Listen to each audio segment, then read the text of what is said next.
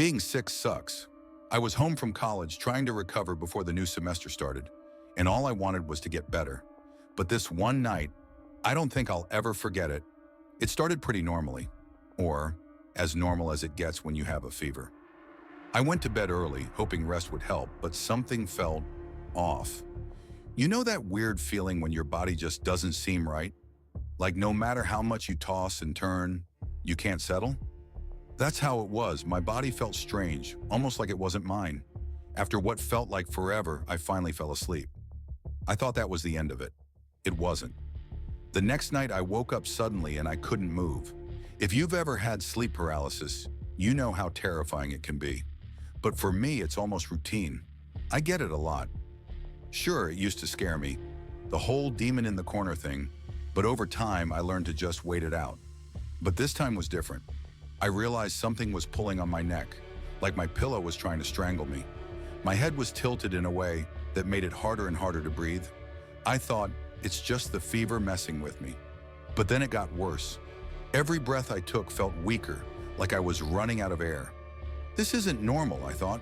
This is bad. I tried to make a noise, some kind of signal, but all that came out was this strained, wheezing sound. I hoped someone would hear me. My room is on the second floor, and my mom rarely comes upstairs at night. But my dad, he's always up early and checks on me around 6 or 7. I clung to that hope. Then I saw him. My dad walked into the room. Relief hit me. Thank God he's here. But he just stood there for a moment and then turned to leave. I panicked. I tried breathing louder, more desperately, anything to make him realize I needed help. He paused, came back, and leaned over me. But something wasn't right. His face, it was glowing faintly, like it was lit from within. And his head, it started to stretch. His features twisted into something unrecognizable, something unnatural. I've never seen anything like it before. Usually the figures in my sleep paralysis stay in the shadows. They never approach me.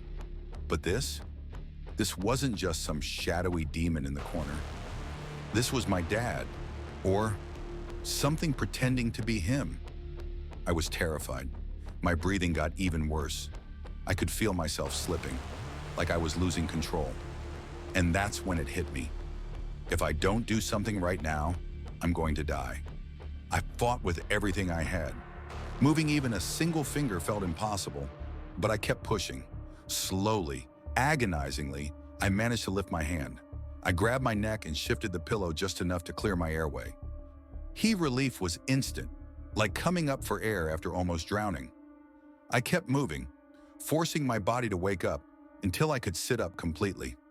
After finally waking up, I looked around my room. It was dark, silent, too silent. Mornings in my house is never that quiet. I checked my phone. It was 1 a.m.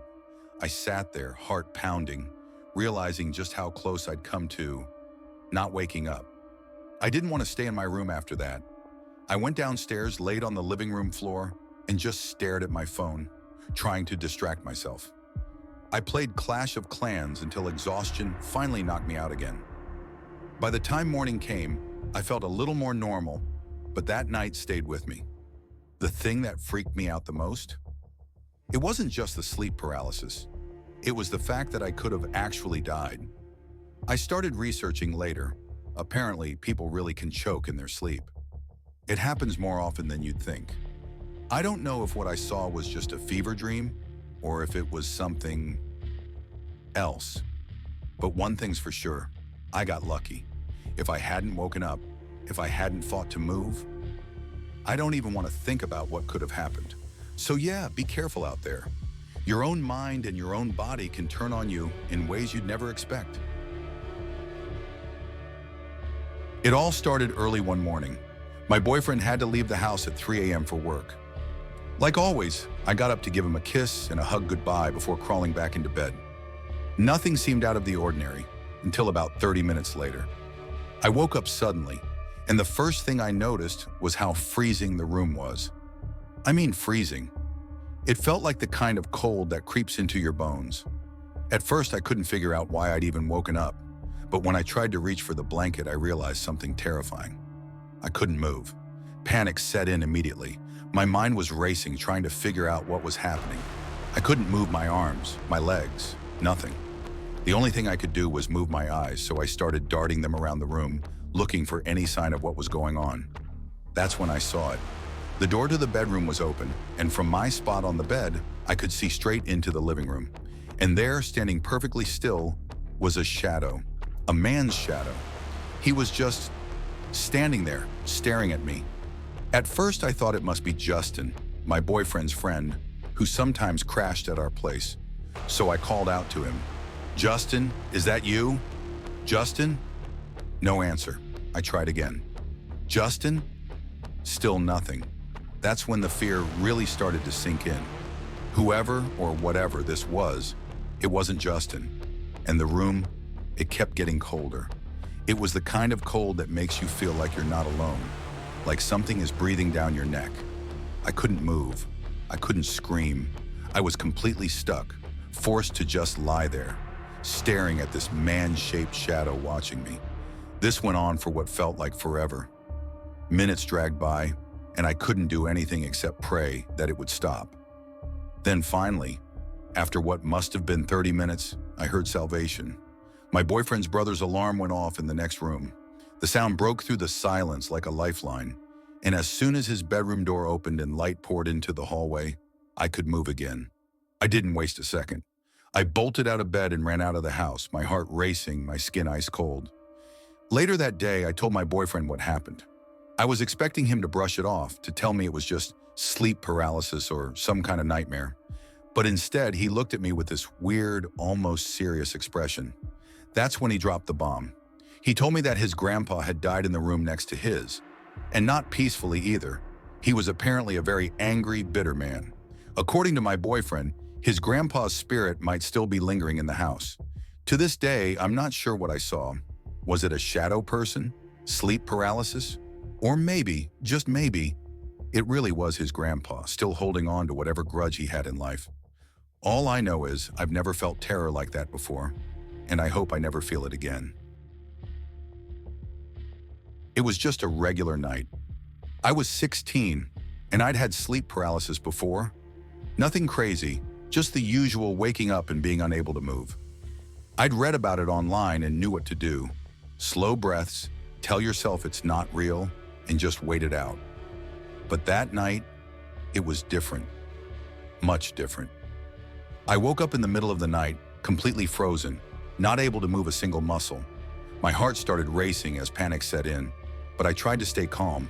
I focused on my breathing, repeating to myself, "It's just sleep paralysis. You're fine." That's when I saw it. In the corner of my room near my door, there was a large shadow. At first, I thought maybe it was my mind playing tricks on me. But the longer I stared, the more real it became. The shape was dark, tall, and it was standing completely still, watching me. My breath hitched in my throat, but I couldn't move, couldn't make a sound. Then to my horror, the shadow spoke. "I just want to give you a hug," it said in a deep, unsettling voice. I froze in terror. I couldn't scream, couldn't even blink.